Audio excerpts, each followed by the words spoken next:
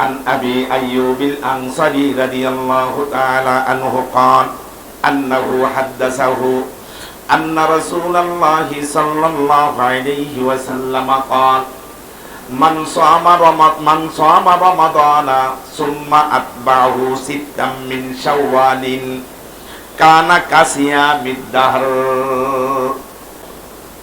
ঈদের দিন বাদ পর থেকে 6টা রোজা রাখা।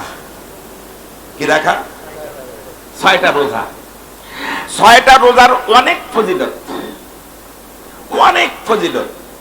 যে হাদিসটি মুসলিম শরীফের 1164 নম্বর হাদিস, তিরমিজি শরীফের 759 নম্বর হাদিস, আবু দাউদ শরীফের 2433 নম্বর হাদিস।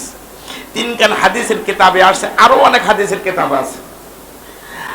عن أبي أيوب الأنصاري رضي الله تعالى عنه قال أنه حدثه أن رسول الله صلى الله عليه وسلم قال من صام رمضان ثم أتبعه ستا من شوال كان كصيام الدهر।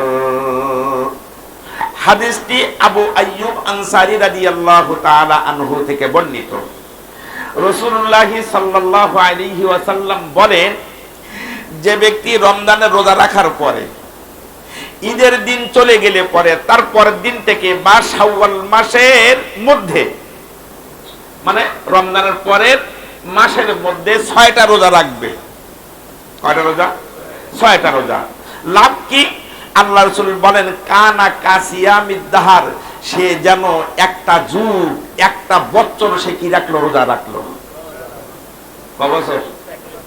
রোজা কয়টা? 6টা। তবে ঈদের দিনে কিন্তু রোজা রাখা হারাম, রাখা যাবে না। বছরে 5টা দিন রোজা রাখা হারাম, তার মধ্যে ঈদুল ফিতরের একদিন আর ঈদুল আজহার 4 দিন, এই মোট 5টি দিন রোজা রাখা কি হারাম। শাওয়াল মাসের যে কোনো সময়, রমজানের পরের মাসের নাম হলো শাওয়াল মাস, এই শাওয়াল মাসের যে কোনো সময়ে 6টা রোজা রাখতে পারেন। এখন মাসআলা হলো, একসাথেও আপনি 6টা রাখতে পারেন, আবার একদিন রেখে আরেকদিন বিরতি দিয়ে তারপরের দিনও আপনি রাখতে পারবেন। রমজানের রোজার মতো মানে লাগাতার রাখার কোনো বিধান শরীয়তে নাই, তবে ওই মাসের মধ্যে রাখতে হবে। উপকার কি? 1 বছরের ইবাদতের 1 বছর রোজা রাখার সওয়াব আল্লাহ তার আমলনামায় লিখে দেবে।